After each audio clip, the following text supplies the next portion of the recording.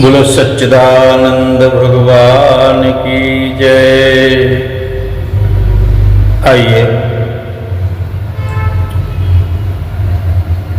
वेदांत यानी आत्मज्ञान में प्रवेश करने के लिए साधन चतुष्ट संपन्न होना बहुत जरूरी है। सरल भाषा में, हिंदी में सबकी समझ में आ जाए, ये आपको बताएंगे। तो उसके लिए साधन चतुष्ट किसको कहते हैं, साधन चतुष्ट क्या है, ये प्रश्न उठता है ना।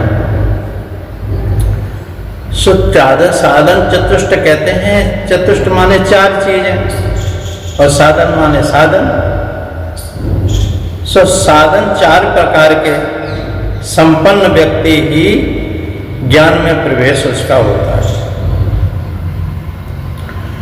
वो है विवेक। पहले विवेक होना चाहिए। विवेक, वैराग्य और खट संपत्ति और मुमुक्षुता, ये चार साधन हैं। आप कहोगे किसको विवेक किसको कहते हैं? विवेक तो समझ में नहीं आता महाराज, क्या है विवेक? तो विवेक कहते हैं आत्मा नाश रहित है, ऐसा समझे। अब तक कितने सत्संग नहीं सुने आपने, कितनी कथाएं नहीं सुनी। कथाएं दिन रात हो रही हैं, कोई ये आत्मा के बारे में तो बताता ही नहीं है। तुम्हारे बारे में नहीं सुना बताता, लेकिन तुमसे जो अलग चीजें हैं उसके बारे में बताता। और तुम जो दिखाई दे रहे हो वो तुम हो नहीं,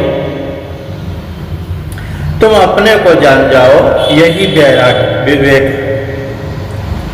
विवेक का मतलब है आत्मा नाश रहित है, ईश्वर अंश, जीव अविनाशी।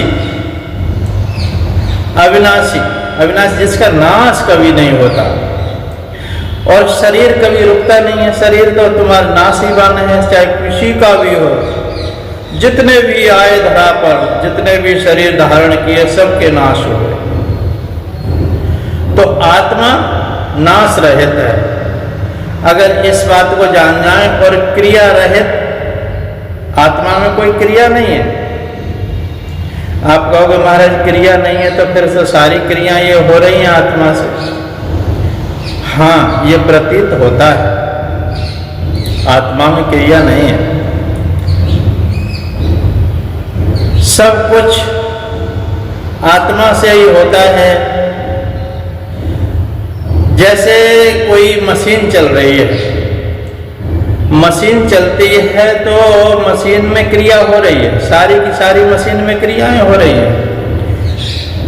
लेकिन उसमें से बिजली ना हो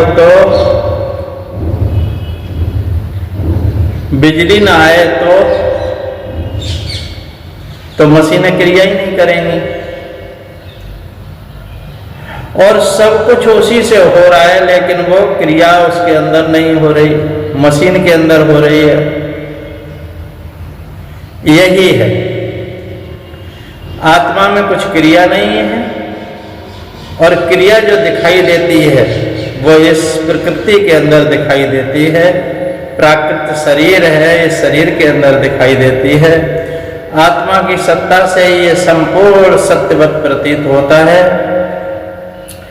तो आत्मा है, क्रिया रहित है और अचल है। ये आत्मा चल नहीं है। आत्मा क्रिया रहित है, अचल है, अविनाशी है और समस्त दृश्य जगत आत्मा से प्रतिकूल विनाशी है। आत्मा से जो रहित दृश्य जगत है वो सब विनाशी है, चल है।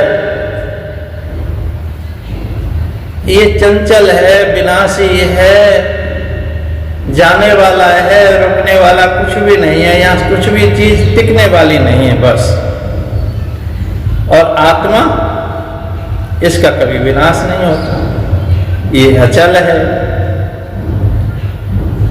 जो ऐसा ज्ञान जिसको है और ऐसे ज्ञान जिससे ये उत्पन्न होता है ऐसा ज्ञान, उसी को कहते हैं विवेक। यही सब साधनों का मूल है, क्योंकि विवेक बिना वैराग्य आदि साधन नहीं आते।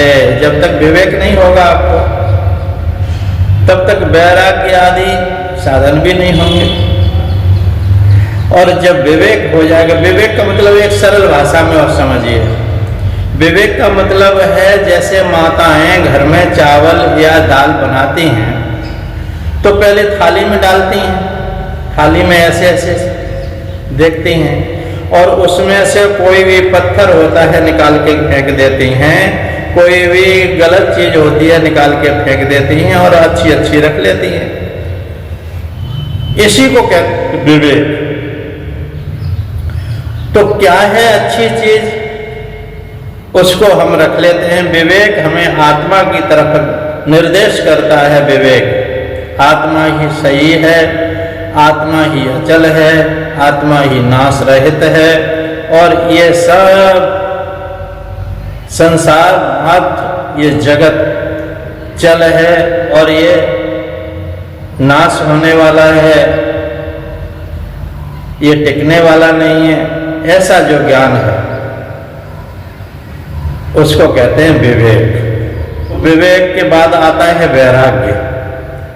इस देह के सांसारिक सुख भोग से लेकर सांसारिक संसार के जितने भोग हैं, देह संबंधी भोग हैं, ये आत्मा का कोई भोग नहीं है।